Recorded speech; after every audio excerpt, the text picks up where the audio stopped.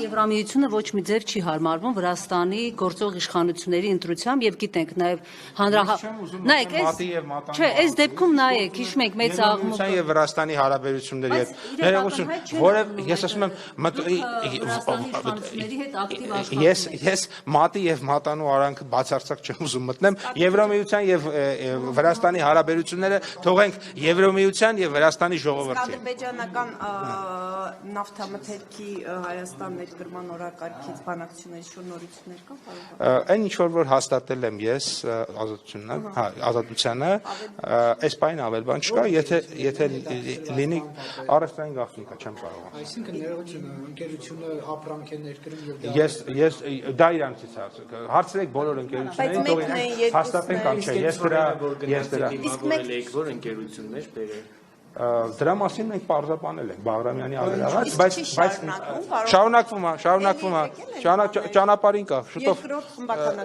երկրորդը եկել է, դե գիտեք դրա մասին, ճանապարհին հիմա նոր խմբականակներ կան։ Որտեղ էլի նույն կգա ես տոննաներով կհրապարակեմ։ Այս բանը դրանից ավել չեմ կարող։ Երբ որ գա դրա մասին, այո, գնամ Պարոն մինչև այս պահը ցորենից բացի Հայաստան-Ադրբեջանով ինչ էր ներկրվել կա Հայաստան-Ադրբեջանով Ադրբեջանի տարածքով Հա, երկաթուղով իմ տեղեկությունները միայն ցորենը Իսկ բանակցություններ բացի նավթամթերքից ուրիշ ինչ որ ապրանքատեսակներ կան որ քննարկել ենք դա հնարավորությունը կա բաց է, բայց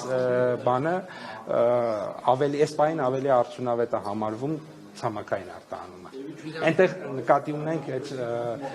ավելի անվտանգ է ապակե շշերի տեղափոխման համար, ու բիզնեսը համարում է որ կոնյակի արտահանման համար շշալցված տարբերակը ավելի ցամաքային Վրաստանով ավելի այս պահին գոնե ավելի նպատակարար է, բայց այդ հարցը քննարկվել է։ Պարոն Պապյան, Եվրամիության անդամակցության հայտ, այսպես ասած, որտեղ կարծես թե եվրոպացիք շտապում են, որ այդ հայտը ներկայացվի, ինչ մտադրություն կար եւ ինչպես գիտենք, նորից Օվերչուկ ասել է, որ անհամատեղել է ԵԱՏՄ եւ Եվրամիություն, այս մասով ինչ կա, այսինքն անդամակցության հայտ Հայաստանը պատրաստում է, որ պետք է ներկայացնի, թե դեռ այդ օրենսդրությունը Ես կարծում եմ ձեր հարցը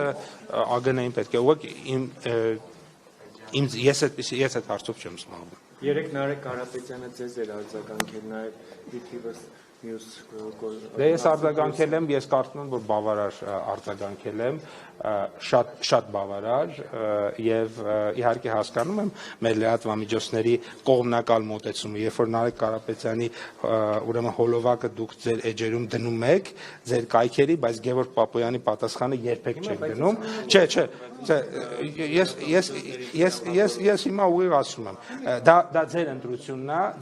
ընտրությունն է, ես արդեն բավարար չափով անդրադարձել եմ դրան եւ ես հպարտ եմ իմ կենսագրությամբ, ես հպարտ եմ, որ ծնվել եմ մի ընտանիքում, դասախոսի եւ ուսուցչի ընտանիքում եւ այո, լավ եմ սովորել, ես քիչ առաջ էլ ասացի, 5-երով եմ սովորել, այդ թվում ինձ 5 նշանակողներից մեկն է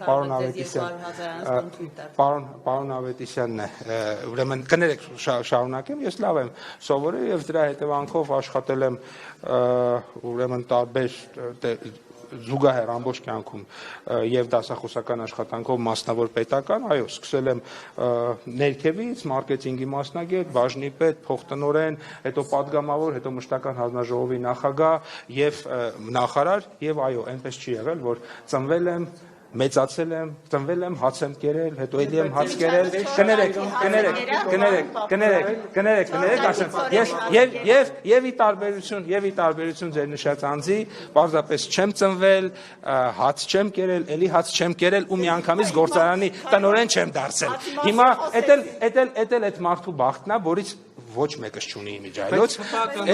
այդ առանձնահատուկ բան է։ Պապոյան, քանի որ հացից խոսեցի, կներես Փալավյան, 4-րդ կարգի ցորենի հացը վերջապես գերակ թե չէ։ 4-րդ կարգի ցորենը չի եղել է 3-րդ կարգի ցորեն, բոլորս այդ հարցը կերել ենք։ Այդ 2000 տոննա ցորենը, սիրելի հայրենակիցներ, դա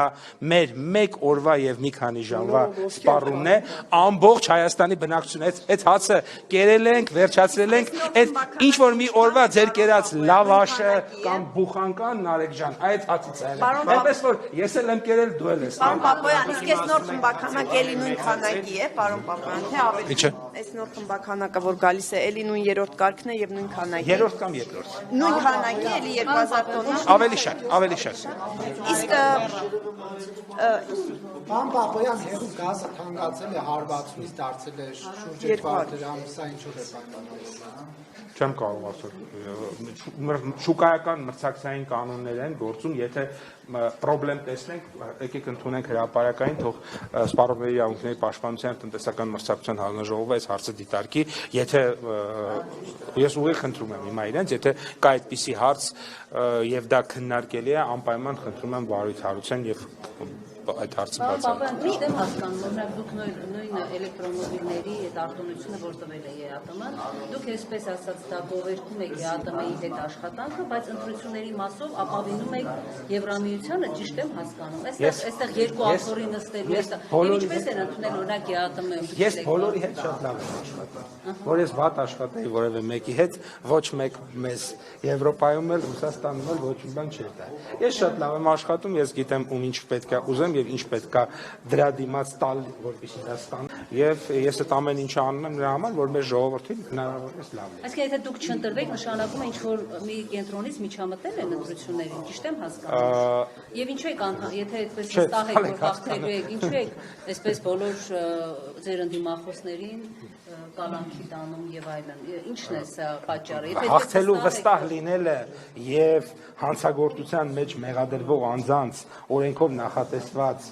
պրոցեսները չկատարել ինչ կապ։ Այսինքն մենք վստահ ենք, որ հաղթելու ենք, անգործության մատնվել մեր իրավական մարմինները, ասենք երկրում ով ինչ ուզի անի, բա ձեր անվտանգությունը, բա մեր անվտանգությունը, բա մեր երեխեքի անվտանգությունը, բա ասենք բաները ինչ էր անում։ Մեր ձևով եկեղեցին պաշտպանելու համար ինչ է արել։ Դե ես կարծում եմ, որ լեզվաբաններ ասում են, որ այդտեղ ես կարծում եմ, որ քրեական գործում բավարար չափով նկարագրված ամեն ինչ, ես հիմա ոչ փաստաբան եմ, ոչ քննիչ, ոչ էլ դատախազ, որ միջամտեմ այդ։ Պարոն Պապոյան, Հայաստանը ապագայում ձեզ նույն դատավորները դատեն։ Մնացական Մարտիրոսյանը, Մասիս Մելքոնյանը, եթե առաջիկայում չգիտեմ, բայց ինչի պետք է դատեն, եթե ես որևէ բան չեմ։ Դե ինչ գիտեք չեք արել։ Պարոն Պապոյան, Ես բայց եկեք ավարտենք, քաղաքականությունն է կարևոր, թե քավոր սանիկական հարաբերությունները։ Ես այդ հարցին ում որ առաջի անգամ այդ հարցը տրվել է, ինքը պատասխանել է եւ ես ավելացնելու բան չունեմ։ Ես այո, պատասխանվել է եւ ավելացնելու բան չունեմ։ Այն ինչ որ ասվել է, ասվել է։ Ուղղակի քպականների մոտ սովորություն է ուրանալ իրենց քավորներին, օրինակ նույն Հայկ Կոնջորյանը։ Ես չգիտեմ ով ինչա եւ այլն, այդպեսի բան նախ դա ձեր գնահատականն է, այդպես չի, նախ այդպես չի եւ երկրորդը դա ասացի։ Չեմ ուզում ավելացնեմ որևէ բան, որը այդ իրավիճակի վրա ես այդ թեմայով որոշել եմ չխոսել, խոսել են մարդիկ, հարցատրվել, պատասխանել են, շարունակեմ կլռեմ, որովհետեւ իմ կարծիքով այդպես բավարար պատասխաններ տրվել։ Պարոն Պապոյան, բայց մի հարց էլի այդ վառելիքի հետ կապված հիմա որ ասացիք բերվում այդ նոր խմբականակը Հայաստանը պարբերաբար պատասխան առաջարկներ հնչեցնում, որ նաև Ադրբեջանը օգտվի Հայաստանի ճանապարհներից, ինչու արձագանքը չկա մինչև հիմա ձեզ։ Դե տեսեք իրենք այսպես թե այնպես այդ ճանապարհը ունեն։ Իրենք այսպես թե այնպես հարմար ճանապարհներ ունեն, բայց ես վստահ եմ, որ ինչ որ փուլում իրենք օգտվելու են։ Իրանք շարունակում են բավականին երկար եւ ծախսատար ճանապարհներից օգտվել։ Բայց Հայաստանի առաջարկը չընդունել, ինչու։ Ես ենթադրում եմ, որ սպասում են ամբողջական կարգավորմանը, որից հետո նոր Այսինքն ինչ որ ռիսկեր են տեսնում, չեմ կարծում, մտահոգություն բացարձակ ես չեմ տեսնում, պարզապես մոտեցման խնդիր է։ Մենք իրենք կարծում են, որ պետք է ամեն ինչ ավարտելու միանգամից, մենք կարծում ենք, որ կարելի է զուգահեռ անել։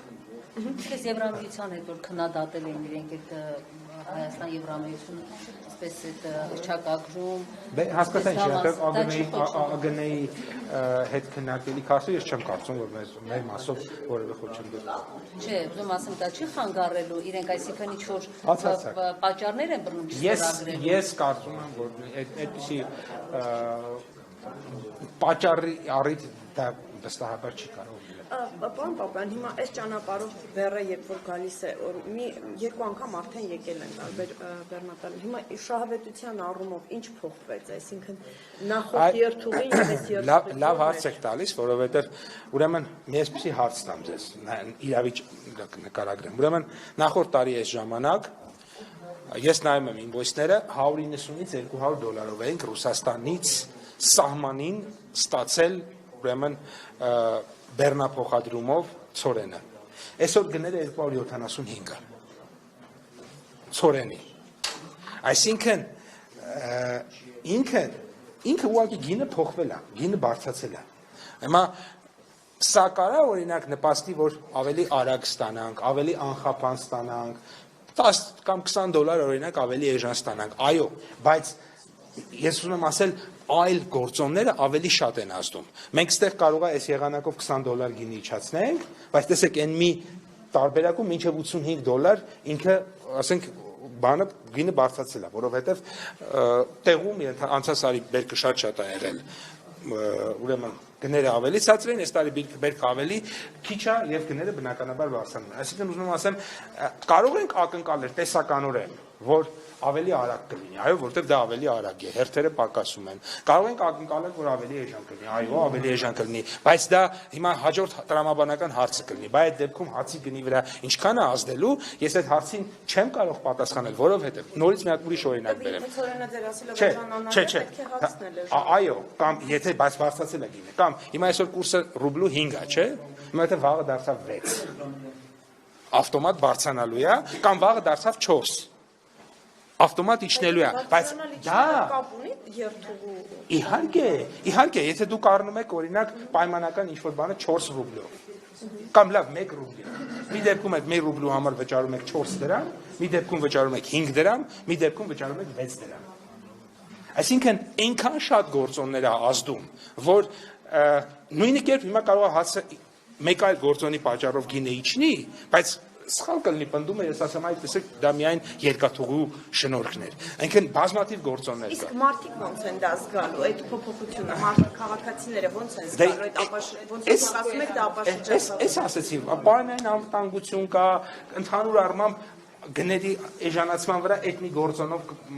դրական ազդեցություն, արագություններ, բեռնափոխադրումների։ Հիմա օրինակ, մենք դեպք ենք ունեցել, լարսը փակվել է, որովհետև ջնաբուկ կամ քսելավ։ Մենք ինչ ենք անում, գնում ենք մեր պահուստային ցորենը, սկսում ենք օգտագործել։ Հակառակ դեպքում երկրում հաց չի լինի։ Դրա համար մենք ունենք պահուստային միջոց։ Հիմա այդ դեպքում մենք այդ պահուստիներ չենք գնա, բա որ լավ ամսով չվերանորոգեն, ինչ ենք ունենալու։ Հիմա այդ դեպքում փակվեց, այլընտրանքային ճանապարհ կա։ Էսա, այսինքն այդ այնքան բազմաշերտ հարց է տալիս, որ բազմաթիվ գործոններ դրա վրա ազդում։ Շնորհակալ եմ։